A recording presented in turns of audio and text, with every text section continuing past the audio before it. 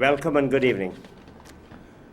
On Plain Talk last weekend, Mr. David Hines, an executive member of the Working People's Alliance, commented that the APNU deserved an F for its performance whilst giving a favorable review to the Alliance for Change.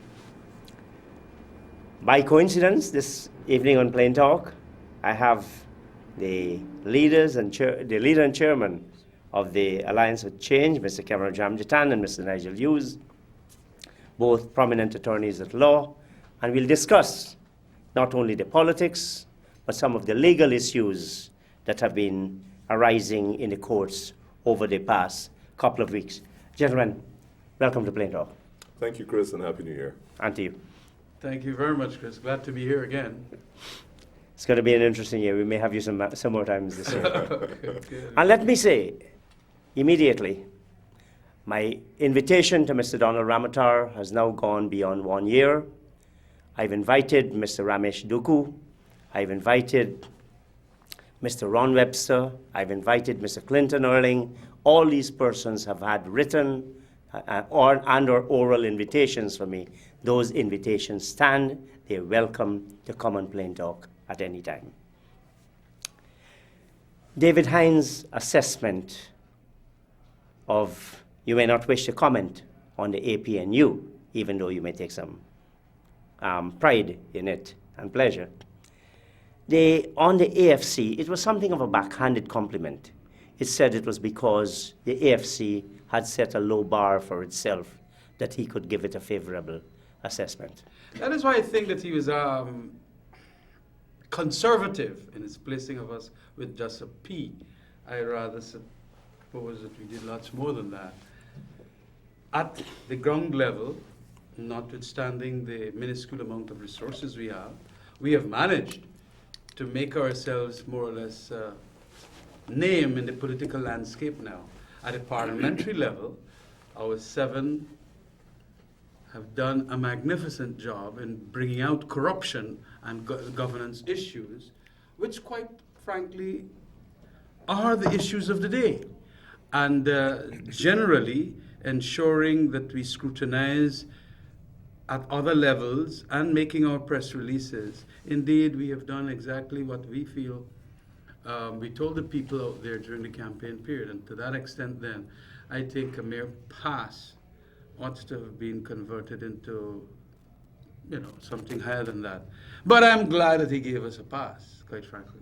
But, Mr. Hughes, you had also put the question of power sharing in your talks prior to elections. You had emphasized that. We haven't seen any evidence of that. What I'd spoken about was constitutional change, which would result in, I suppose, what you call a form of power sharing, in the sense that you would have a greater representation in the executive that was reflective of the votes. I wasn't as clear as saying 2 parties should come together and form the government, because my view is that the present constitutional arrangements lead to some form of executive dictatorship. And you can't have, as we've had in this election, more than 52% of the population voting for the opposition, and they have absolutely no role in executive decision-making. So it was from that context, and I certainly said that it should be constitutional change. And when Mr. Nandalal, I think, rose the issue of when the parliamentary committees came up and he was talking about proportionality, I certainly said in those circumstances, you should have proportionality in the executive. I think certainly for Guyana... What was his response, just point of interest? I'd have to confess, I don't really read what Mr. Nandalal says, other than when he speaks, as attorney on behalf of the government. So I'm not sure what his response was, but I certainly think for Guyana to heal, you need participation by the principal stakeholders in the executive making body, and by that I mean at cabinet level. But I think fundamentally the Constitution has to be changed rather than it be a matter of discretion of the head of state. Good. So the AFC and the APNU, the 52% we're talking about, are both in favor of constitutional change. Yeah. What have these two parties done? What of your 7 parliamentarians, Khemraj, Mr. Ramjattan, what have you done to pursue this agenda that you put to the electorate? We have done all that we could have done within that first year in connection with, as I said, the anti-corruption policies and the governance issues that we had. Constitutional reform, yes, definitely on the table. We are trying to get some of the draft of that constitutional amendment, which is going to, in a sense, be consistent with the constitutional reform process, which was there then with Moses Nagamutu and Rupert Rupnarayan some 10 years ago. The amendments have not been drafted as yet. And these constitutional changes that we are talking about would necessarily have to get the support of both APNU and also the PPP. I think there are some of them there that need fundamental changes, I mean 2/3 majority. We have started speaking at the tripartite level. Of course, the tripartite committee on constitutional reform have not met for some time now. We feel that there is an important requirement of that meeting so that at least we can know. And when you say for time now, sometime now, It you was mean 6 months. It was 6 months. years they have met, isn't No, it? the tripartite. The I was tripartite. I The was part of the Constitutional tripartite. Reform Commission. You mean the parliamentary? Yes. I can't speak about that. I can certainly speak about the. Well, please, if you could go ahead, because that's Our where... tripartite started to meet. We had a relatively decent schedule when we first met. And then things fell apart, and it has been convened since. Things fell apart somewhere around July with the execution of the people in Linden, and it has not met yet. I think the convener of that tripartite committee is Mr. Shearer, and we have not met yet. I'm less generous than Khemraj on this. It's an intensive care, the tripartite constitution. It's intensive care. It's Assuming, and you've heard, you're politicians, you face reality on a daily basis. You've heard Mr. Shearer deciding what is priority and what is not. The President, Mr. Donald Ramatar, has said if his government, don't support legislation, he's not going to sign it. What have you and the APNU decided that you will prioritize at this stage for constitutional reform? Have you reached that stage between the two of you? I'll let the leader speak. No, well, we have indicated to that tripartite level, at least I have done so, that we want to work out what the priorities should be. If we have their electoral reform. But if I may, my question is, have you agreed between yourselves, the APNU and the AFC, which seem to have had a common position? Have Yes, you decided what it is you need?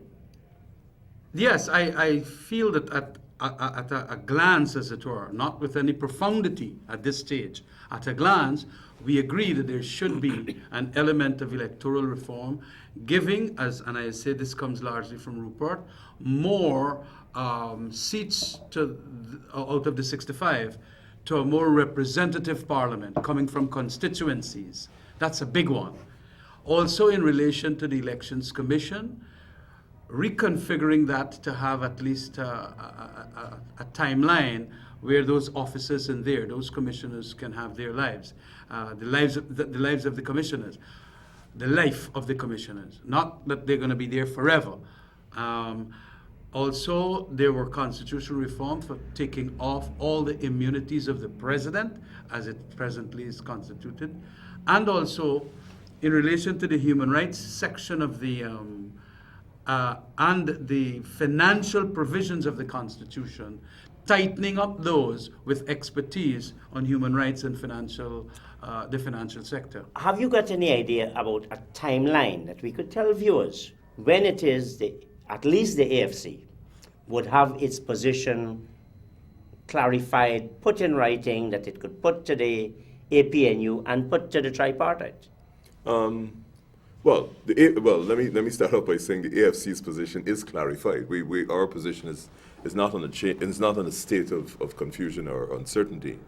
Is it in terms of specifics, or have you got it identified that you could share with the public? I think we have specific provisions in relation to local government reform. We have specific recommendations in relation to the Electoral Commission. As you know, Chris, this Electoral Commission arrangement was supposed to be a temporary arrangement for the one election. 1992, It has been rolled over and rolled over and rolled over. Most other countries have what is called an independent Electoral Commission. We have one where it's balanced. It's based on the principle that it should be balanced between the government and the opposition, and the identification of the members is somewhat curious. But we certainly have our position on that.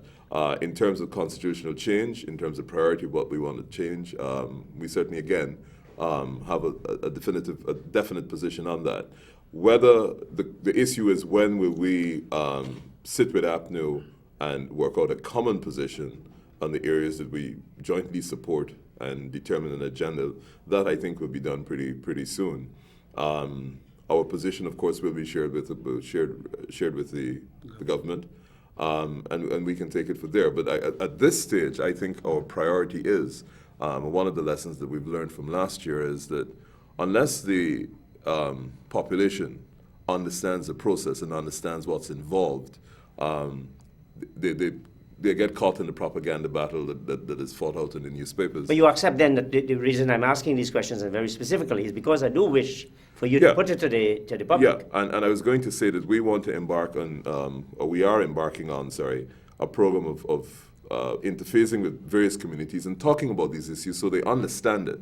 Because constitutional reform is a general term, and unless you're very specific about what you want to change and how the changes that you want to effect will impact upon the daily lives of the citizenry, and unless how they understand the methodology, then you've got a problem. So we have to, unfortunately or fortunately, do a lot of that legwork in terms of educating, whether it's by television programs like yours or going into the community. You raised this question of local government elections. Now, a bill has again been tabled for postponing, well, not postponing, for saying it's an annual bill that comes up. Is the AFC going to support any legislation that doesn't firmly and absolutely commit to local government elections in 2013? Come on, it's 18 years now since we have been deprived of that constitutional right. We are caught between a hard place and a rock here.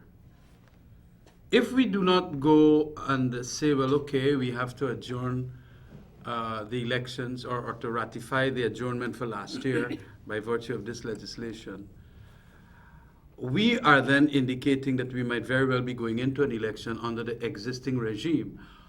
That has been the problem here since we became a party in 2006. Because of 1994, the last local government elections being held, and it was supposed to then be held in 1998, every 4 years thereafter. And of course, for one reason or the other, we are not in any way having it. And because of the new circumstances now that we would like to have it under a reformed system, and the reforms are now in a select committee. They've gone past the select committee. Remember there was that commission, the task force, yes. And they passed it. There has been a retraction by the PPP government. That task force came out with beautiful recommendations. Vincent Alexander and Mr. Collymore. Yes. Good. They then put it down in legislative form. And years came by, and now the later Jagdeo regime in the last 2 years, and now the Donald Ramatar regime, seems not to want to give a lessening of powers to the minister and more powers to the commission, and a number of other issues. And that is why they are not passing the legislation as it was supposed to be passed. So we then end up with a situation that is worse than anything you could conceive. Well, you are right about that, Chris, but to the extent of this, what do we do in the context? Do we go and or say that, well, let's, under the old regime, have the elections? Mr. Hughes? No, before I say anything. I mean, and look, let's take some of this. We know the Kokwani. People were to say, look, we will have to have some kind of change. This thing is just unacceptable. I think your question was directed in terms to Khemraj. Well, both in terms of no, I'm not trying to avoid any.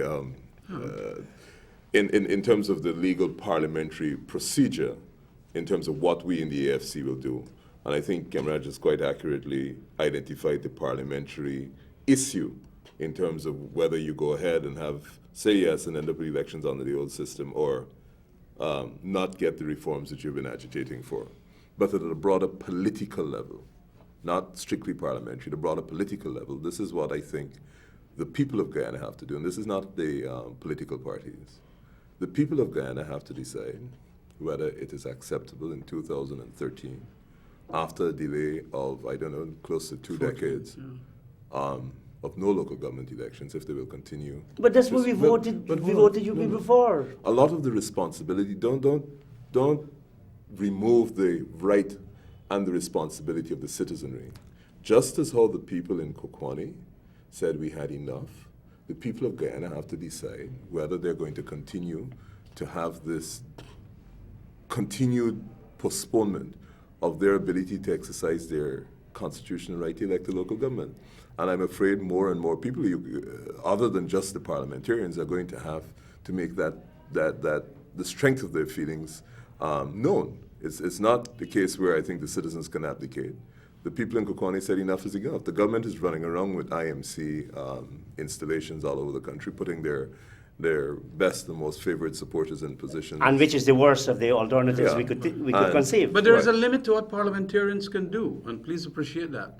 We are asking a lot of our supporters to sometimes come out openly against the councils and their offices and be critical of them and protest and so on. Sometimes they don't do it.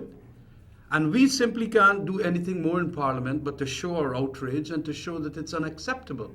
And also indicate to them, bring the legislation, we'll go into the select committee and work things out as quickly as possible. The point is this, it seems to me that once this situation continues, the PPP has a veto on whether or not this country has local government reform or local government elections. Is that correct? That is correct, and that is why even the ABCE countries are getting so angry. I'm going to just make a comment, not controversial. Veto is one thing. You can believe that you have all that you want to have, and you can push the people and push the people. The people of Guyana, I think, have to decide whether this will continue to be acceptable or whether they will register their objection in a form in which the government must take notice. Well, can I ask you a pointed question? You're now party chairman, party leader. What is it you would like to see citizens like me do? You're not a normal citizen. You've always made your voice. No, I say that in the sense that, Chris, nobody can accuse you of not voicing your disappointment. Oh, thanks. Okay, what would you like others to do?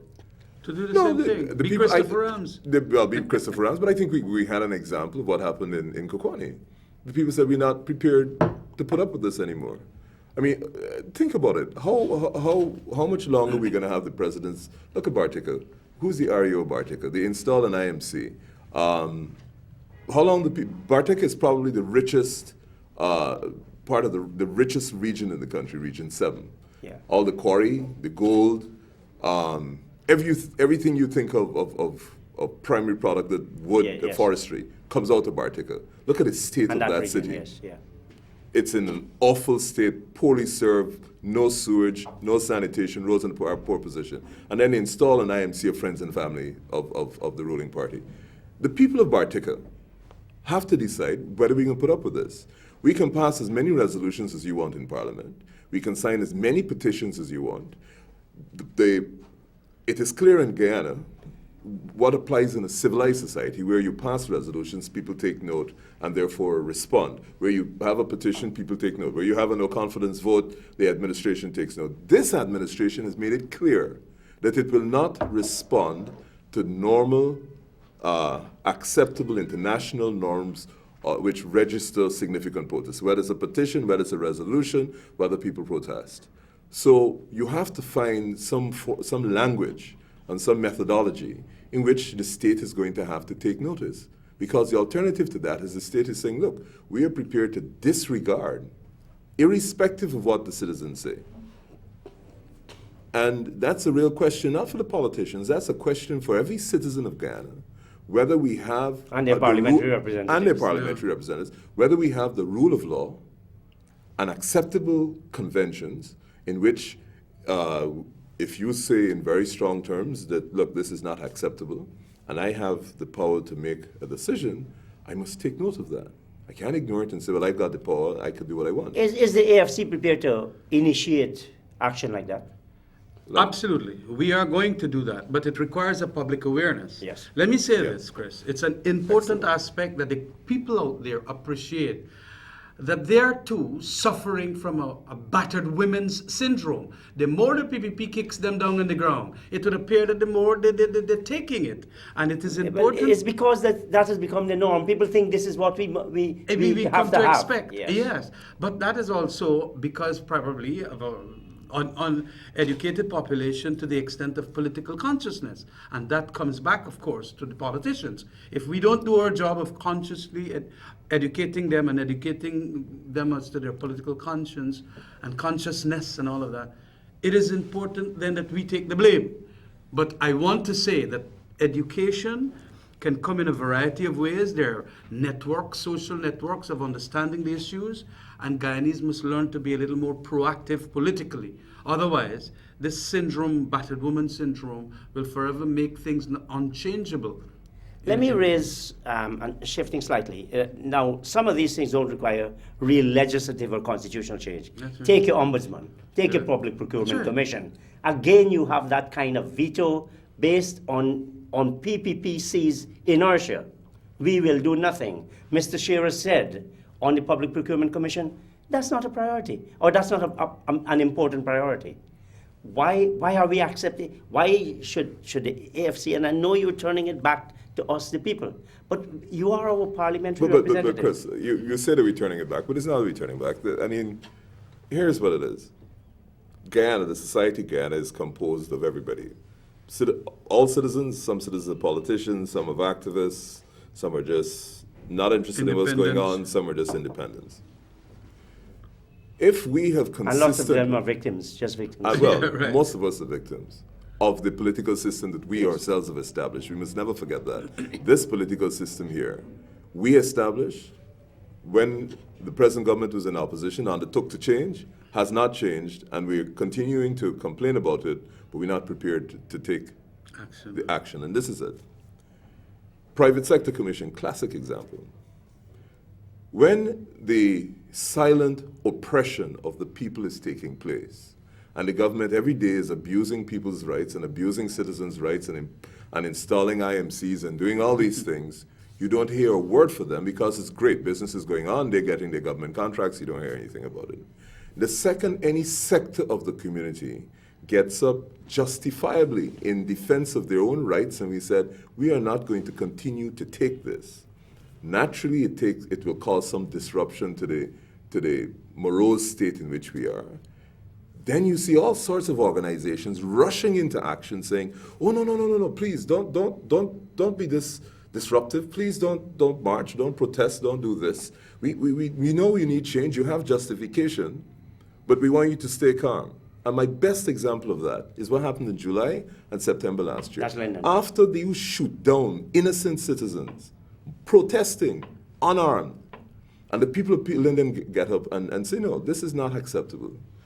Everybody runs in. You can't shut off the rest of the country. All sorts of criticisms you get. Yeah. You then get a curriculum where the police force, the people who are responsible for protecting and serving, go and execute a 19 or 17 or 18-year-old youth on his back. 3 of them shoot him.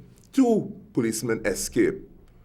What do you say to the mother? This is okay. You mustn't stay. The law will take its course. The same law that can't find 2 of the three men. But you must stay calm, and if you see the victim given special treatment, do nothing about it. And Guyanese have to decide, if you want a better society, if you want the change, understand that the government has made it clear to you in no uncertain terms that they will not respect conventional means of your voicing your opinion. So whether you write a letter, whether you vote no confidence in Parliament, irrespective of what you do, through conventional systems, this government's position is, we are not paying attention because we're elected and we're the executive. So the question comes back to the citizen. Do you, and it's not that I'm putting it back in you, it's all the organizations that pretend to be independent that jump up when there's protest, but when everybody's rights are being eroded and taken away, they're definitely silent. But one of your moral duties Where, in Guyana? in Guyana, What morality? no, I'm talking political The parties, the AFC. AFC and the APNU, must surely be to ignore the opportunistic behavior of people like the Private Sector Commission and their leaders, and to help the victims of this country, and the voiceless, and the defenseless, and to ensure that constitutional mechanisms that are already laid down for their protection are in fact implemented and subsequently defended. As best as possible, Chris, we are utilizing those. We do not want to call civil strife and racial internecine strife in Guyana. And that is something that I would want to say that I have been canvassing a long, long time. The trouble, I don't think however, anybody wants is... that. Yes. Well, I hope nobody wants that. No, nobody Exactly. wants that. Nobody wants that. But Not at all. But surely we can't allow a threat like that. Once we must ensure it doesn't happen. That's right. We must make sure that we don't remain voiceless and defenseless and victims. Well, Absolutely. let me make one point. I don't think we're in any danger of any racial problem here, because I think everybody, No. including the traditional supporters of the government, Understood. realize that this is pure oppression, naked and aggressive. So It therefore, has gone past. therefore, we ought to be able to press in a fairly aggressive way now. That look, let's start with getting the mechanisms that are already there in place, including the right to participation in decisions is in the Constitution No. in several forms, under 13 and 149, but Yeah. also in local government elections. So Chris, my thing let is me ask you a the question. frustration, how do we get this? I could let's understand pick the the frustration. judiciary. We haven't had a confirmed chancellor and chief justice since we had a chief justice because we have a substantive Can I chief ask, justice. before you get there, sorry to interrupt you, gentlemen, Judicial Service Commission, do we have one? No, not the Judicial Service Commission as contemplated by the Constitution. Yes, that's right. And the point I wanted to make is that, look, since 2001, we haven't had a confirmed chancellor. That is the thirdest, that is the one of the three arms, most important arm of the state. The one that is now in effect running the country by the decisions it makes. Bar Association. What bars? Well, anyway. Well, yeah.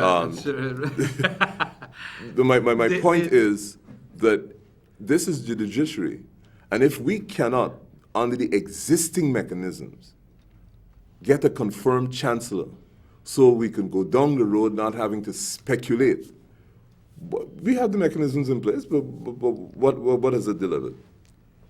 Well, take off, as I hinted there, Nigel, take off your political hat now. Wear your civil society hat, Bar Association. What are we doing? I'm rather skeptical at this stage that the bar is going to do anything further.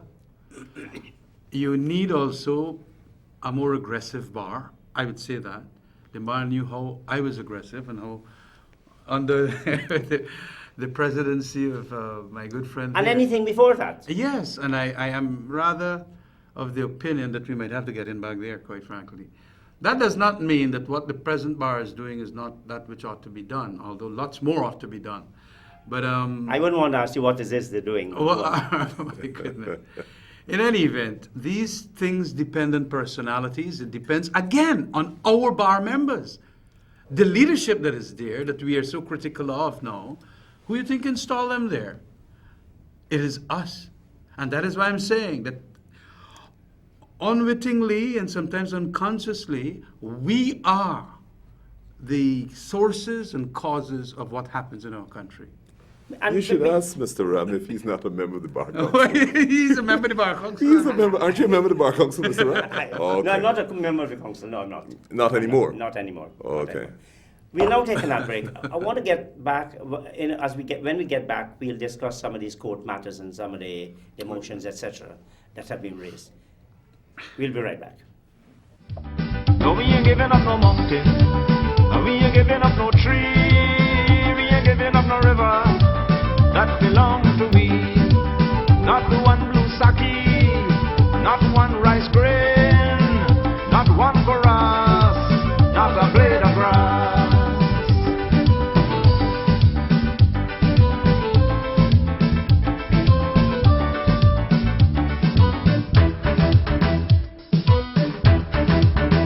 This land is our land now. We're gonna make it some. Respectively. When the APNU, during a parliamentary debate,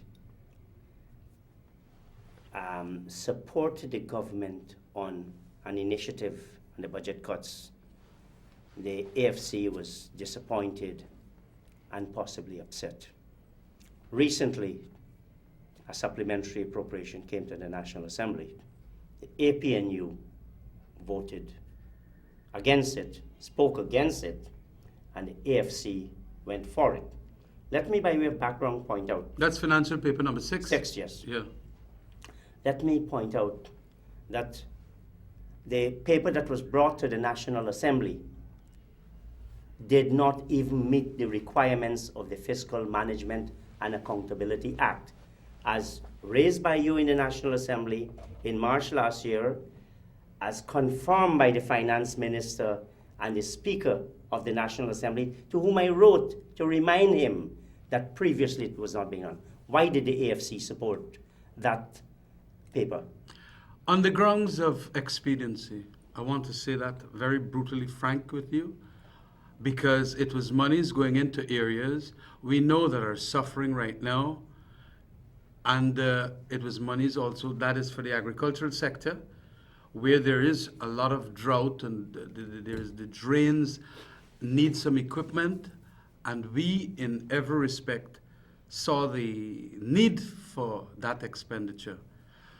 Initially, we went there not to vote for it, because of course it did not have the explanations in the legend area and the explanatory area.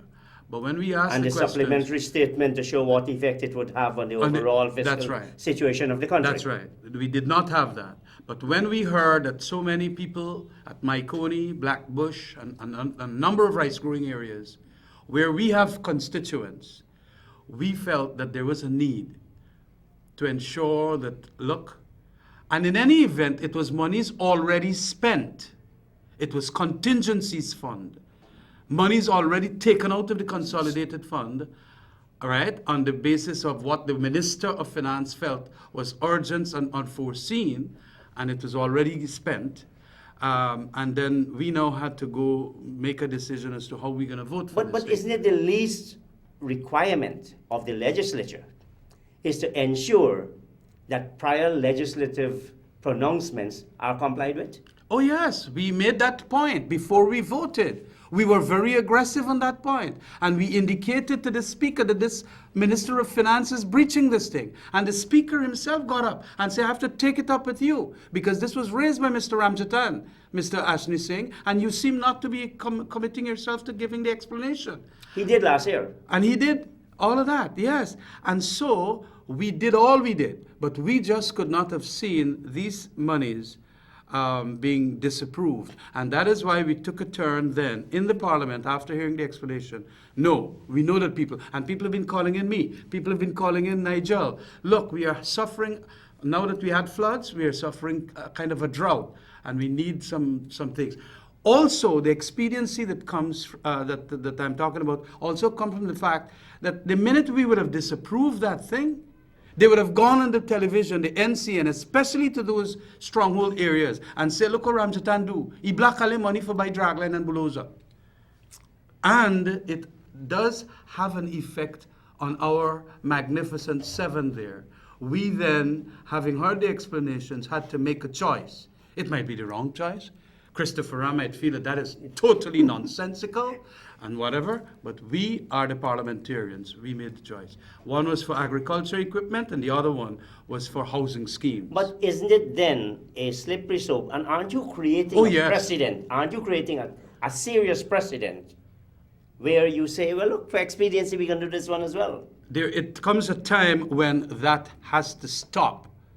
And indeed, we have gotten into a year where we have gotten the majority in a new dispensation. What do? I consulted with my 6 other parliamentarians, and we were unanimous.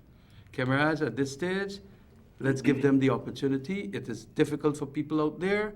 We'd like some housing schemes, and they even named a couple, Parfait Harmony, Wizrock, and a number of others, and we decided, all right, we're going to go for it.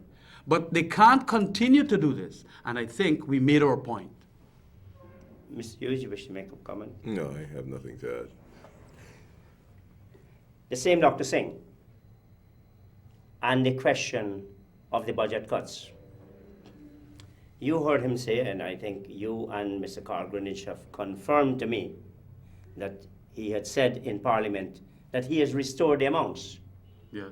He has not gone back by way of a supplementary appropriation act, which is the only That's right. authority for the spending of money. Why is Dr. Ashley Singh being permitted to act in this illegal, arrogant, intolerable behavior? Because Section 85 of the FMAA does not include him as a person who can suffer criminal liabilities. And that's the problem. But that's not the only sanction. That's not the only sanction. And you and I The other discussed this as sanction well. will have to be parliamentary. Well, that's the one. And I'm asking, why is he being allowed to do this? Here it is, a man taking, and we all know the decision and the budget cuts. The only amount that the Chief Justice acting restored was the payment Ethnic on relations. the Ethnic Relations Committee, Yes. on the grounds that that was a independent constitutional body. entity. Yeah. Now, Chris, we learned of this officially Thursday gone, because he answered the question, Mr. Ashley Singh, he answered the question, and now we have his admission. That is a violation of the commands of the National Assembly, and we are going to take it from there. We are presently, in view of his admission, which was only 48 hours ago, now working on what best we can do. Like the last time when something like this happened with Irfan Ali, I moved a motion for his committal in the Privileges Committee. We may very well go that direction at this time once we get the support of APNU. APNU, I think, is going to support that kind of thing. So wait and see at this stage, because we have to go and do a draft of a committal proceeding and a number of issues before he's committed to the Privileges Committee. Yeah, we often hear, and you talk about Section 85, which deals with he's not an official for purposes of the That's act. right. That's correct. But isn't there something called misfeasance in public office? We hear about it a lot in Trinidad, where ministers and other public officials can be brought up not on any specific law, but under this general law. Chris, myself and you spoke of that as an alternative too. And indeed, I'm getting some Indian cases on the point. The trouble here is effectively that decision of Justice Chang, Chief Justice Chang, which is saying it is the exclusive authority of the minister. And it opened a wider capacity. Of the minister what? To do Of the what? Minister of Finance to To do. call the shot in relation to what is urgent. As a matter of fact, But he has to come by way to the next sitting of the National Assembly. That's right. He must. He must. And he hasn't done that. I am not so certain that there was a ruling that was mandatory. It must follow. Because we have The seen act them says- come in. The act says he must. But that is the trouble. When he breaches that act again, Section 85 does not apply to the minister. but And you know, so we have- No, I agree with you. I agree with you. That is why we want, in relation to constitutional changes, a fine-tuning of these financial provisions from 216 right down. We have to say that these things are mandatory. And it should The include... law says that. No, well, You mean by the language of the section, yeah? The language of the section. Absolutely precise. but they have never done it, as you know. When they pass... But you can't say convention justifies the breaking of a law, can you? No, it is of true. course It's not true. You can't use convention. We Convention is cannot. not a Yeah. defense. We are saying, as a matter of fact, remember when the president did not even call Parliament, Mr. Jagdev, in 2006? We went to court, and the court ordered that he must. But see- it is not as if it violated the law to the extent that any penalty thereafter flowed. Mr. Carl Singh. Sanctions do flow. Well, you see, let me say Chris, this. here's where the point I think that might be escaping us. In a normal society with the rule of law, where a minister is heading anywhere close to an infraction of the law, long before you get to penalty. Penalty is really, I think, the final resort. Yeah.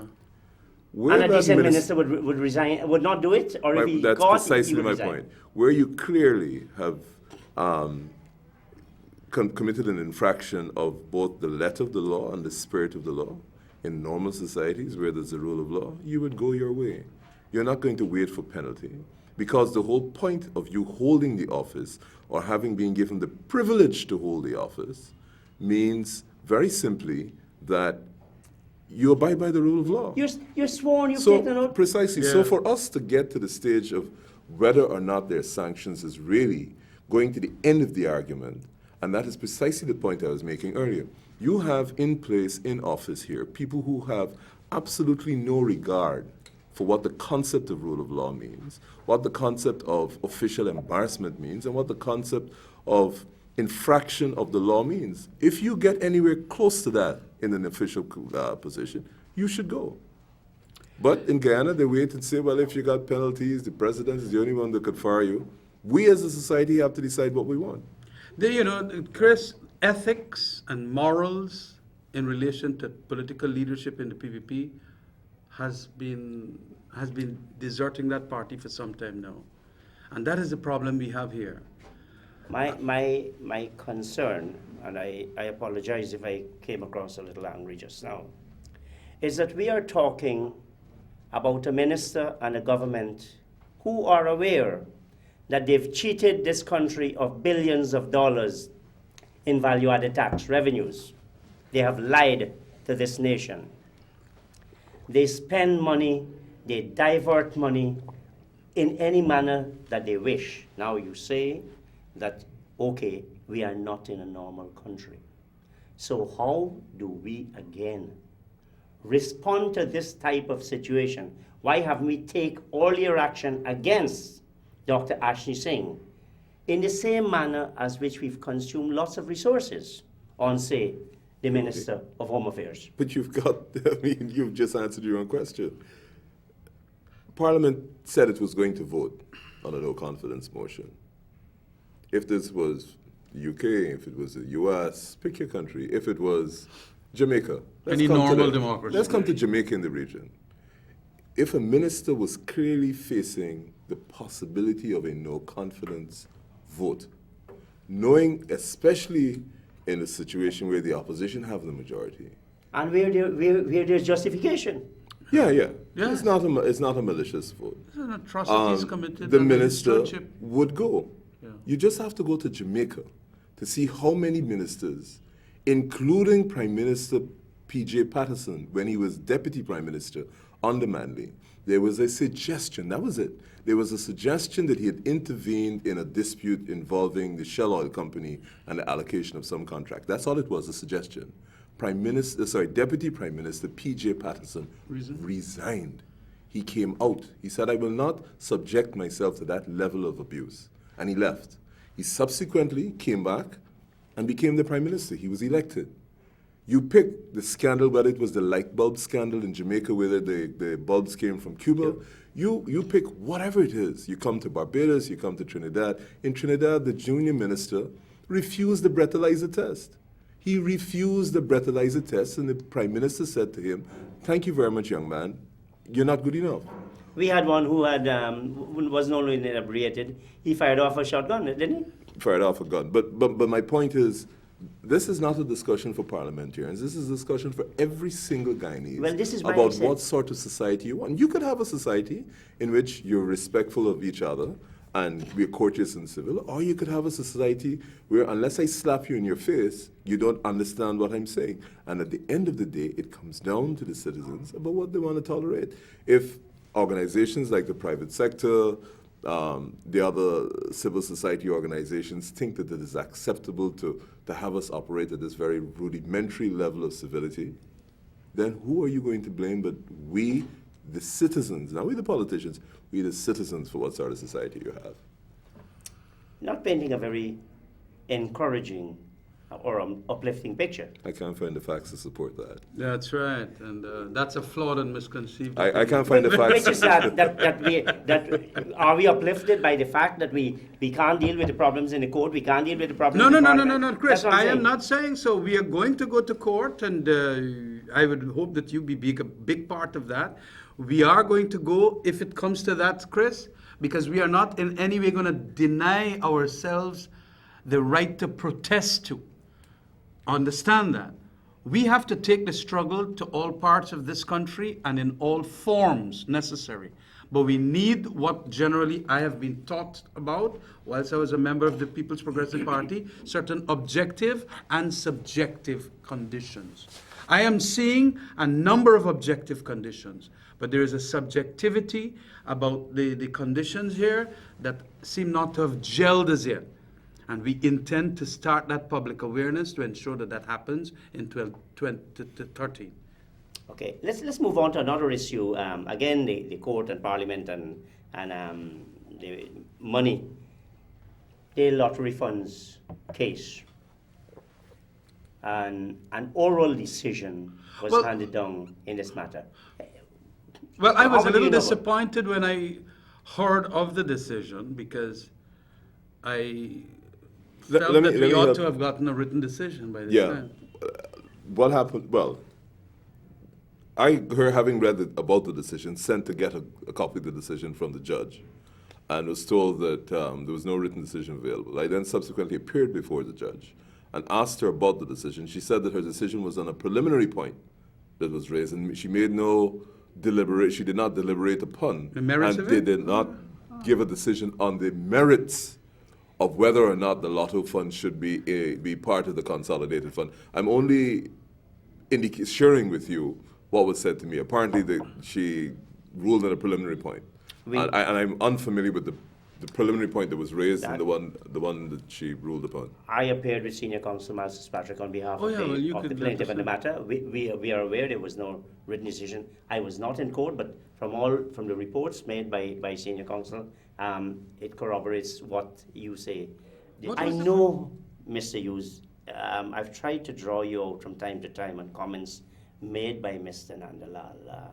You've always been rather reluctant to do so.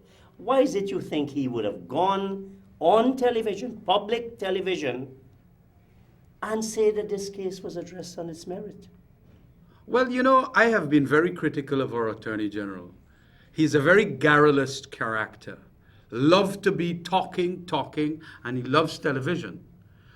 Now, politicians generally love that. The trouble, however, with him is that his love for it is almost tenfold the normal. He doesn't seem to like plain talk, I must say. Okay, probably the hard questions might come here. This is like a hard talk whenever we do our television programming with you. But in any event, that is a distortion of it. From what I'm hearing now, it is obviously a distortion. Again, the society, and particularly here, the media, if the Attorney General has made several statements that have been subsequently proven to be inaccurate or just clearly misleading, then he needs to be brought to book, because we work on the assumption. Well, you know, Chris, we're coming down to that old argument, because, you know, you will say if people like me, especially people like me. No, you said by book. I'm asking No, who but would do I'm it. saying to you that the reality is you expect of a minister of state a couple of things: accuracy, integrity, honesty in relation to their representation about the state's affairs and what has transpired. In the case of the Attorney General, you would expect he is advising the government of Guyana. He's not advising the PPP. He is responsible for advising the government of Guyana on assets that belong to all of us, the citizens, whether we pay taxes or not. So he has a grave responsibility. If he's going to diminish that to a political office, the prime purpose of which is to use to attack citizens that don't share his views, I think he's diminishing the office of the Attorney General. And that's nothing personal. I think the office of the Attorney General has a certain standing, and you expect certain characters to be appointed to that position, irrespective of who we are. And historically in Ghana, we've had people of some outstanding credit and ability and standing in the society, whether you go all the way back to I think Granville was maybe the first one, coming all the way through. Now, if you're going to turn that office... we're actually going to... Yes, Ram Sahoy on the Chetty the first... Yes, correct. On the Chetty the first time. If your perception of that office is that it is primarily a political office to be used for the purpose of attacking people and pushing the government's political perspective, not the government's legal perspective, but the government's political perspective of problems, you're diminishing that office. Because one hopes that whoever it is that advises the state on what it does, when it goes to court, the frequency with which it goes to court, and the matters that it elects to go to court on, that it would have the benefit of sober judgment that is essentially just legal in its perspective, not political. Let me ask you, we got a couple of minutes more only, the budget cut case. Was that case decided to finality? No, it was not. It was a provisional decision. And we haven't even filed our affidavits in answer to that motion. And to that extent then, we are being governed under the auspices of a provisional order and judgment. Whose fault is that? I believe that, again, it probably could be regarded as our fault. But the government's chief legal advisor ought to know that there is no finality about it. It's more or less obiter, as we lawyers will say, at this stage. And it ought not to then be the guiding force in relation to very express provisions in the Constitution about how contingencies and so on should be used. But he got a nice little decision that is favoring him and his Minister of Finance, so they run into the contingencies fund, haul out money there to pay for what we had cut previously. That is not unforeseen, that is not urgent, and so on. And of course, we have and the payment of a consult or a contract employee on month after month can and hardly contract be exactly, on that basis. exactly. And some of these contract employees whose monies we cut are not even working at the office of the president, like Ripu de Manpasar and Feroz Mohammed and a number of these players who don't even work, and some of them are working at Freedom House. You know the contingencies fund is under the sole control, and I come back to Dr. Ashley Singh, is under the sole control of the Minister of Finance. That's right. The Rohi, the Minister of Home Affairs, Clement Rohi, a decision was handed down yesterday. What's the implication of that decision? Again, let me say this. What we submitted there had to do with a summons to strike out the constitutional motion or the writ of summons filed by the Attorney General. And we were indicating that there is no violation that was committed by the Speaker or the opposition leader, who are defendants and respondents there. They didn't commit any violation of the Constitution, and that ought to have been the ruling of the Chief Justice. I have not seen the ruling of the Chief Justice. I have not... He has done a written decision. Apparently he did that. But what is happening here is the reports again coming out. And I can't understand that how he could have ruled that the minister is now ungagged. That is an exclusive preserve of the National Assembly. And I don't know which constitutional provision we are breaching when we voted for that gagging of the minister. He does not have any constitutional right to speak because we in the Parliament can suspend, we can expel, we can do a number of things. When you suspend or expel a member, you're telling him to... So we should see some further action in that. Of course, you're going to definitely see some further action. Mr. Hughes, I have about 1 minute. The Linden issue, the debts, all the protests, nothing has happened so far, other than the rates have not been, the electricity rates have not been applied. Linden is a community in which I have great confidence. It is clear that the government is doing their utmost to frustrate them in achieving the things that the government signed off in an agreement. And I believe that the people of Linden are going to be resolute in the action that they take. And I hope that when they take that action, that the society does not run into panic and we get all these members of the GCCI and the PSC running forward saying, oh, please, you little boys, run back in your home and be quiet. because the government has clearly breached the terms. They're clear by their actions and frustrating. There should have been some the 90 people. days and some 60 days That's deadline. right. Yeah, thing. so they breached it, so which means that there's no good faith. The people of Linden are not known for their cowardice, and I'm sure that they are going to act in their best interests. And when that happens, not if it happens, when it happens, I hope that the rest of us who are not from Region 10 don't suddenly develop anxiety as a means of addressing their concerns, because the time has been long. The actions of the government have been clear in terms of their malafides, and therefore people have to act in their best interests. Mr. Nigel Hughes, Mr. Khemraj, Ramjattan, thank you very much for appearing in Plain Talk today. Viewers, next week I am proposing to start a series on this issue of rape in Guyana. I'm sending letters to the 3 principal religious community leaders asking them to appear on separate television programs to deal with rape from their particular perspective. Operators, viewers, thank you. Good night. See you next week.